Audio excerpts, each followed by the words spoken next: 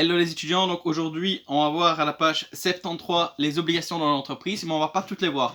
On va juste celles qui vont être là au début, qui vont propulser l'entreprise, qui sont nécessaires au commencement de l'entreprise. Une des obligations, donc à la page 73, c'est avoir un compte bancaire spécifique au commerce. Alors, je m'étais renseigné par rapport à ça. Le SPF Économie m'a confirmé qu'en fait, il n'y avait aucune base légale qui nous obligeait à avoir un compte bancaire professionnel. Sauf lorsqu'on est dans une profession qui est soumise à un ordre dans lequel on a des règles déontologiques. Par exemple, les agents immobiliers sont obligés d'avoir des comptes spécifiques, comme les avocats, des comptes honoraires, etc. Mais de manière générale, lorsqu'on s'en lance en tant qu'indépendant, il n'y a pas une obligation qui nous dit vous devez avoir un compte professionnel. Ça peut être, on peut se lancer en tant qu'indépendant, avoir un compte bancaire classique. Alors, je vais vous dire pourquoi c'est à considérer toutefois comme une obligation et pourquoi je vous le recommande. C'est parce que, en fait, ce sera déjà plus simple à gérer dans un souci de simplification administrative d'avoir un compte professionnel. Parce que lorsque vous faites des dépenses, etc., c'est pas mélangé à toute votre vie privée. Vous pouvez aller rechercher ce que vous avez dépensé pour l'entreprise. Ça peut servir de preuve en matière comptable, etc.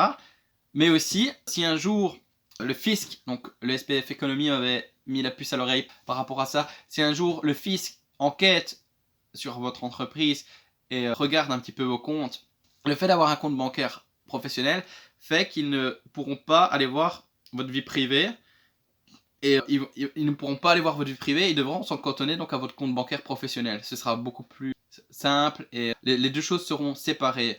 Si dans votre privé vous avez des choses un peu louches parfois, ben voilà, ils iront pas voir. Tout ce qu'ils iront voir, c'est le compte bancaire professionnel. Ils seront liés à ça. Donc voilà pourquoi le fait d'avoir un compte bancaire professionnel est important. Alors l'inscription à la banque Carrefour des entreprises. Alors il faut savoir que lorsque vous vous lancez, vous devez avoir un numéro d'entreprise qui est constitué de 10 chiffres. Et donc vous allez aller dans un guichet d'entreprise qui sont des ASBL qui sont là pour destiner à vous accompagner, qui sont souvent connexes à un secrétariat social type Acerta, etc. Ils ont des guichets d'entreprise. Lorsque vous allez là-bas, ils vérifient vos compétences, la compétence de gestion et les compétences professionnelles. Si les éléments requis sont là, ils vous inscrivent alors en tant qu'entreprise et vous allez mettre vos domaines d'activité. Il y a comme une nomenclature dans laquelle il y a tous les métiers et donc ils mettent des codes. Par exemple, je sais pas moi, 0, 0, 0, 117, ce sera peut-être la gestion locative.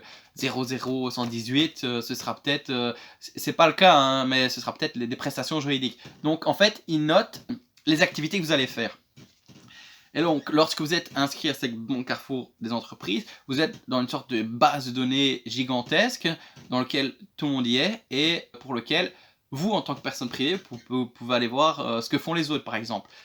C'est l'État qui a mis ça en place et donc, entre guillemets, l'État a une base de données de tous les entrepreneurs. On pourra faire l'exercice d'aller voir, d'aller exploiter un petit peu cette banque Carrefour des entreprises, qu'est-ce qu'on y retrouve, etc. Alors, dans cette banque Carrefour des entreprises, souvent on est redirigé vers les moniteurs belges pour la publication des statuts et d'autres éléments. Alors voilà, le guichet d'entreprise, donc comme je vous l'ai dit, c'est des ASBL qui sont agréés pour vous inscrire à la BCE et pour vous accompagner dans vos démarches en tant qu'indépendant. Elles sont souvent connexes à un secrétariat social de type Acerta UCM. Alors, ah oui, le guichet d'entreprise, donc on le voit à la page 75, n'a pas de compétences géographiques particulières. Les futurs entrepreneurs s'adresseront au guichet d'entreprise de son choix. Donc en gros, c'est pas parce qu'on habite Charleroi qu'on peut pas aller au guichet d'entreprise du Brabant wallon. Voilà, c'est au guichet d'entreprise de son choix.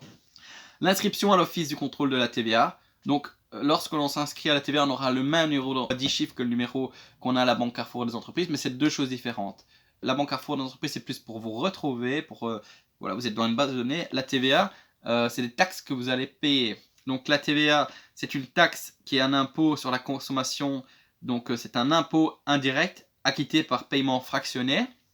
La TVA, ceux qui sont assujettis à la TVA, ce sont ceux qui prestent du service ou la livraison de biens effectuée en Belgique par un assujetti agissant dans le cadre de l'exercice de son activité professionnelle. Voilà, donc on a la page 75.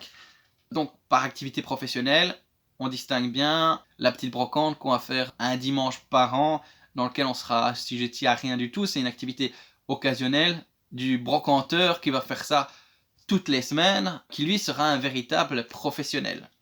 attention, contrôle, etc. Parce que si vous êtes considéré comme professionnel, vous aurez toutes les obligations qui sont liées aux professionnels également, notamment la TVA.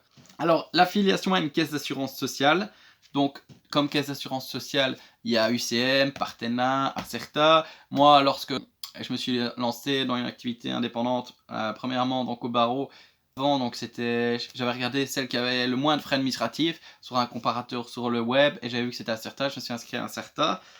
Alors en ce qui concerne le paiement des cotisations, donc il est trimestriel et global. Alors au début vous allez avoir des cotisations qui sont forfaitaires, donc vous allez avoir le montant le plus bas, qui est quand même un montant important. Ce sera plus ou moins 750 € tous les 3 mois par trimestre. Et il faut savoir que dès le trimestre entamé, vous devez la totalité de la cotisation. Si vous comptez vous lancer et qu'on est le 20 mars, attendez le 1er avril pour vous lancer, vous allez ainsi gagner un trimestre entier. Donc dès le commencement du trimestre, vous devez payer ces 3 mois. Donc voilà, on peut retarder parfois à 10 jours une activité dans un but d'économie. Alors par rapport au paiement des cotisations sociales, il faut savoir une chose assez importante que les gens ne connaissent pas toujours, c'est que lorsque vous êtes dans un état de besoin et que vous savez le démontrer, vous pouvez demander une dispense de loi sociale. Donc moi par exemple j'étais au barreau, j'ai jamais payé 1 € au niveau des cotisations sociales. Je dis pas que c'est bien, c'est juste qu'avec le montant que je gagnais, j'avais pas assez pour payer les cotisations sociales. Et donc ce que j'ai fait, c'est demander une dispense. Alors la dispense, on peut la demander seulement après 1 an. Il y avait 4 trimestres à plus ou moins 750 € qui étaient dus. Il y a un arriéré important. Et on a 1 an pour introduire après 1 an notre demande de dispense. Donc il y a un double délai d'1 an. Il y a des majorations qui s'ajoutent. C'est ça le risque entre guillemets, c'est de payer une majoration. Et moi je m'étais retrouvé, je sais plus pourquoi, il y avait eu un retard important, etc. Et je pense que j'étais à ma 2e année pour laquelle j'avais demandé aussi une dispense. Et lorsque j'ai été appelé, donc on va à la commission de Bruxelles qui est un peu près du SPF Finance. On attend son tour, etc. Donc c'est comme si on va demander de l'aide, donc on a un peu le malheureux de l'histoire. Pas devant un jury qui nous écoute, avec les pièces, on a fait un dossier de dispense. Donc je l'avais fait moi-même, je suis pas comptable, donc c'est un truc que vous pouvez faire vous-même. Et donc vous mettez tous les documents, les plus, le moins, ce que vous avez gagné, vos dépenses. Et si on voit vraiment que vous n'avez pas gagné votre vie, en général, voilà, ils le prennent en compte. Et donc moi je m'étais retrouvé avec mes 2 ans passés et avec 2 ans de cotisation sociale à payer, donc ça faisait quand même un sacré montant. Et donc fort heureusement, j'ai été dispensé pour 2 années entières, 758, plus les majorations qui étaient dues. Voilà, je dis pas que c'est bien, mais je dis juste que voilà, qu'on est dans le besoin, c'est une demande que l'on peut faire, c'est permis. Alors, ils prennent en compte toutes vos situations. Moi j'étais tout seul, je louais quelque chose. Donc si vous êtes propriétaire, ils prennent en compte ça. Donc si vous avez des immeubles, des loyers, si vous avez un conjoint qui gagne de l'argent, ils prennent tout en compte. Voilà, après c'est un risque quand même à prendre. Ce qui est toujours possible, hein, c'est comme un locataire qui ne paie pas son loyer parce qu'il a des contentieux avec son propriétaire, de la jouer de manière prioritaire, de mettre cet argent-là sur un compte qui servira au cas où au paiement de ses lois sociales.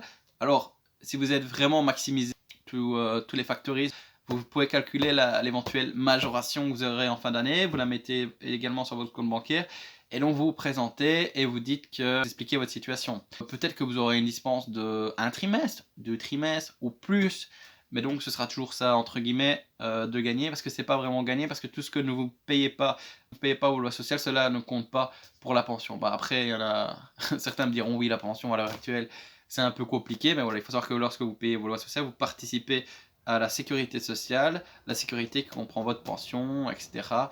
Pour tous les indépendants. C'est un système solidaire pour tous les indépendants, notamment en matière de soins de santé, etc. et toutes les branches de la sécurité sociale.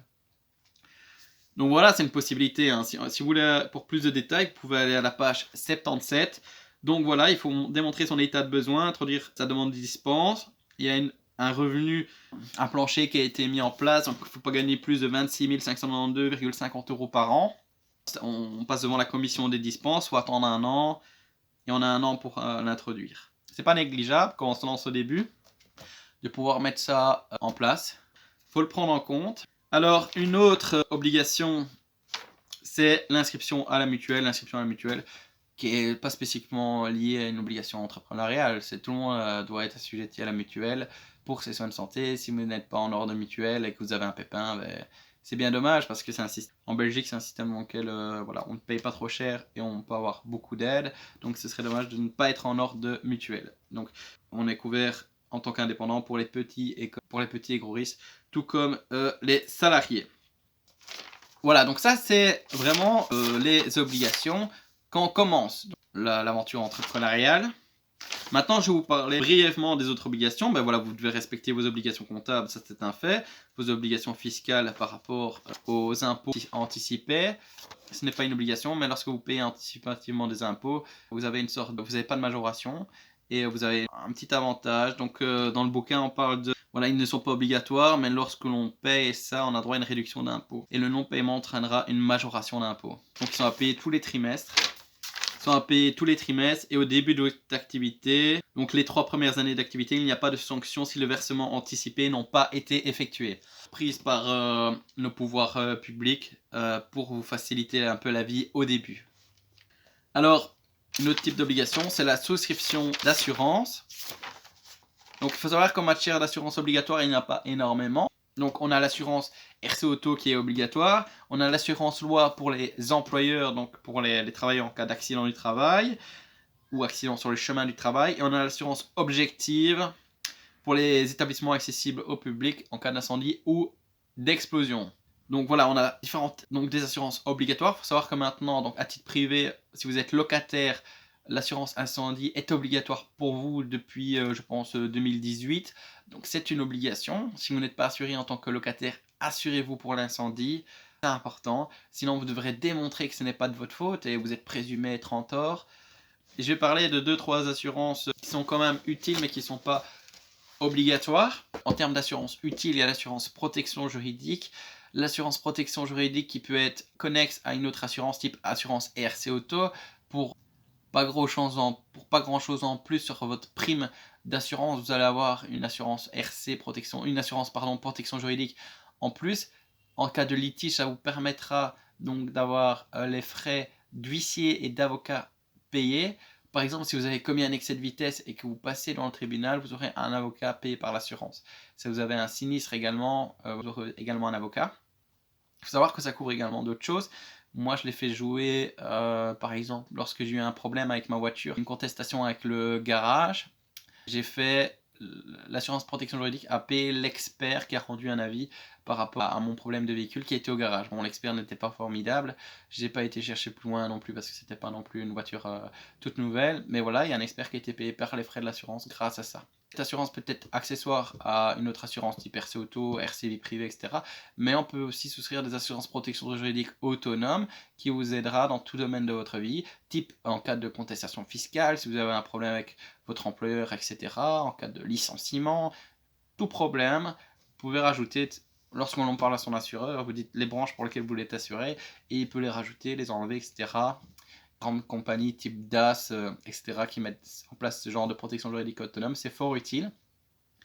Alors il y a les assurances aussi professionnelles. Lorsqu'on en fait de la consultance, par exemple un marketeur qui fait de la consultance pourrait avoir sa responsabilité professionnelle engagée s'il a commis une faute, et donc cette responsabilité professionnelle pourra le couvrir. Il faut toujours regarder le plafond de votre responsabilité professionnelle pour savoir jusqu'à combien vous indemnisez. Il y a des métiers dans lesquels il y a une obligation d'avoir ce type d'assurance RC professionnelle. Je pense aux avocats, je pense peut-être les agents immobiliers. Les assureurs ont des RC professionnels. Je pense que c'est une véritable obligation. Donc, pour les assureurs également. On a l'assurance RC exploitation. Donc, si par exemple, un cas d'école, vous sortez d'une brasserie, vous claquez la porte un peu trop fort et vous avez l'emblème de la brasserie qui vous tape sur la tête et vous faites un coma, ou vous êtes sonné pendant plusieurs jours à l'hôpital, vous avez cette RC exploitation, donc toute faute commise dans le cadre de l'exploitation du commerce, qui pourront être là pour indemniser l'emblème qui vous est tombé sur la tête. Voilà, vous avez différents types d'assurances qui peuvent être utiles. Voilà donc une vidéo un peu plus courte. Vous voyez un petit peu les étapes nécessaires pour lancer sa boîte et 2-3 autres obligations. Donc avoir un compte professionnel, s'inscrire à la mutuelle, c'est un peu le cas de tout le monde, hein. S'inscrire à la Banque Carrefour des entreprises, à la TVA, et payer ses cotisations sociales, s'inscrire à une caisse d'assurance sociale.